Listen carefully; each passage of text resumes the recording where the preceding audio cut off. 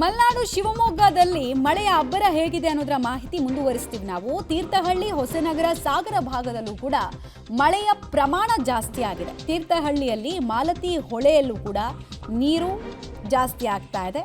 ತೀರ್ಥಹಳ್ಳಿಯ ಆಗುಂಬೆ ಸಮೀಪದ ನಾಬಳ ಸೇತುವೆಯನ್ನು ತಾತ್ಕಾಲಿಕವಾಗಿ ಬಂದ್ ಮಾಡಲಾಗಿದೆ.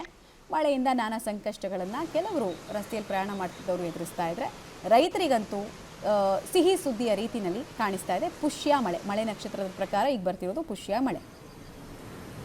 ರಾಜ್ಯದಲ್ಲಿ ತೀವ್ರ ಬರಗಾಲದ ನಡುವೆಯೂ ಕೂಡ ಮಲೆನಾಡು ಶಿವಮೊಗ್ಗ ಜಿಲ್ಲೆಯಲ್ಲಿ ಮುಂಗಾರು ಮತ್ತಷ್ಟು ಚುರುಕನ್ನು ಪಡ್ಕೊಂಡಿದೆ. ಕಳೆದ 2 ದಿನಗಳಿಂದ ಕೂಡ ಶಿವಮೊಗ್ಗ ಜಿಲ್ಲೆಯಲ್ಲಿ ಉತ್ತಮವಾಗಿ ಮಳೆ ಆಗ್ತಿದ್ದು, ಅದರ ಪರಿಣಾಮವಾಗಿ ಜಿಲ್ಲೆಯ ಪ್ರಮುಖ ನದಿಗಳಲ್ಲಿ ಒಳಹರಿವು ಕೂಡ ಹೆಚ್ಚಳ ಆಗಿರುವಂಥದ್ದು. ನಾನೀಗ ಶಿವಮೊಗ್ಗದ ತುಂಗಾ ನದಿ ಪಕ್ಕದಲ್ಲಿದ್ದೇನೆ. ನೀವು ಕೂಡ ಗಮನಿಸಬಹುದು, ಮುಖ್ಯವಾಗಿ ಕಳೆದ ವಾರದಿಂದಲೂ ಕೂಡ ಶಿವಮೊಗ್ಗ ಜಿಲ್ಲೆಯಲ್ಲಿ ಮಳೆ ಇರಲಿಲ್ಲ. ಆದರೆ ನಿನ್ನೆಯಿಂದ ಏನು ಮಳೆ ಆರಂಭ ಆಗಿದೆ, ಹೀಗಾಗಿ ನದಿಗಳಲ್ಲಿ ಒಳಹರಿವು ಕೂಡ ಹೆಚ್ಚಳ ಆಗಿರುವಂಥದ್ದು. ಮುಖ್ಯವಾಗಿ ತುಂಗಾ ನದಿಯಲ್ಲಿ ನಿನ್ನೆ ಏನು 20,000 ಆಸ್ಪಾಸಿನಿಂದ ಒಳಹರಿವು ಇವತ್ತು 52,000ಕ್ಕೆ ಹೆಚ್ಚಳ ಆಗಿರುವಂಥದ್ದು. ಹಾಗಾಗಿ ತುಂಗಾ ಜಲಾಶಯ ಕಳೆದ ತಿಂಗಳೇ ಭರ್ತಿಯಾಗಿತ್ತು.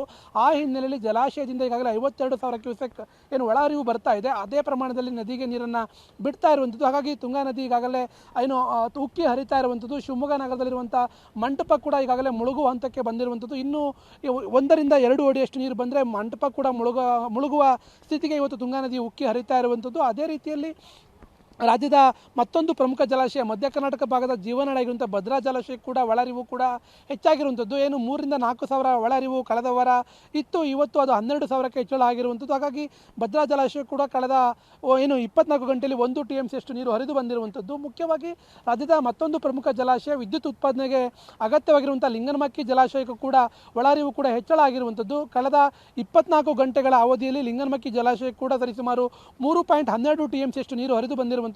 10 ರಿಂದ 15,000 ಆಸ್ಪಾಸಿನಿಂದ ಒಳಹರಿವು ಲಿಂಗನಮಕ್ಕಿ ಜಲಾಶಯಕ್ಕೆ ಪ್ರಸ್ತುತ 38,000ದಷ್ಟು ಒಳಹರಿವು ಕೂಡ ಬರ್ತಾ ಇರುವಂಥದ್ದು. ಮುಖ್ಯವಾಗಿ ಶಿವಮೊಗ್ಗದ ಗಾಜನೂರಿನ ತುಂಗಾ ಜಲಾಶಯ ಏನು ಕಳೆದ ತಿಂಗಳೇನು ಭರ್ತಿಯಾಗಿತ್ತು, ಹಾಗಾಗಿ ಆ ನದಿ ಡ್ಯಾಮ್ಗೆ ಬರೆದಿರುವಂಥ ನೀರನ್ನು ಅದೇ ಪ್ರಮಾಣದಲ್ಲಿ ಹೊರಬಿಡಲಾಗ್ತಿದೆ. ಇನ್ನೊಂದು ಕಡೆ ಭದ್ರಾ ಮತ್ತು ಲಿಂಗನಮಕ್ಕಿ ಜಲಾಶಯಕ್ಕೆ ಏನು ಒಳಹರಿವು ಬರ್ತಾ ಇದೆ, ಹಾಗಾಗಿ ಜಲಾಶಯದ ನೀರಿನ ಮಟ್ಟ ಕೂಡ ಏರಿಕೆ ಆಗ್ತಾ ಇರುವಂಥದ್ದು. ಈ ಹಿನ್ನೆಲೆಯಲ್ಲಿ ನಿನ್ನೆಯಿಂದ ಏನು ತೀರ್ಥಹಳ್ಳಿ, ಹೊಸನಗರ ಮತ್ತು ಸಾಗರ ಭಾಗದಲ್ಲಿ ವ್ಯಾಪಕವಾಗಿ ಮಳೆ ಆಗ್ತಿದೆ. ಆ ಹಿನ್ನೆಲೆಯಲ್ಲಿ ಶಿವಮೊಗ್ಗ ಜಿಲ್ಲಾಡಳಿತ ಕೂಡ ಒಂದಷ್ಟು ಮುಂಜಾಗ್ರತಾ ಕ್ರಮಗಳನ್ನು ಕೂಡ ಕೈಗೊಂಡಿರುವಂಥದ್ದು.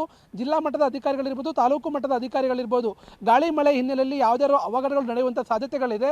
ಆ ಹಿನ್ನೆಲೆಯಲ್ಲಿ ಯಾರೂ ಕೂಡ ಜಿಲ್ಲಾ ಕೇಂದ್ರ ಮತ್ತು ತಾಲೂಕು ಕೇಂದ್ರವನ್ನು ಬಿಟ್ಟು ಹೋಗಬಾರ್ದು ಅಂತೇಳಿ ಜಿಲ್ಲಾಧಿಕಾರಿಗಳು ಈಗಾಗಲೇ ಸೂಚನೆಯನ್ನು ಕೂಡ ಕೊಟ್ಟಿದ್ದಾರೆ. ಹಾಗಾಗಿ ಎಲ್ಲ ಒಂದು ಕಡೆ ನಿನ್ನೆಯಿಂದ ಮಳೆ ಮಲೆನಾಡಿನಲ್ಲಿ ಚುರುಕು ಪಡ್ಕೊಂಡಿರುವಂಥದ್ದು ಜಿಲ್ಲೆಯ ರೈತರಿಗೆ ಒಂದಷ್ಟು ಆಶಾವಾದವನ್ನು ಕೂಡ ತಂದಿರುವಂಥದ್ದು. ಕ್ಯಾಮ್ರಾ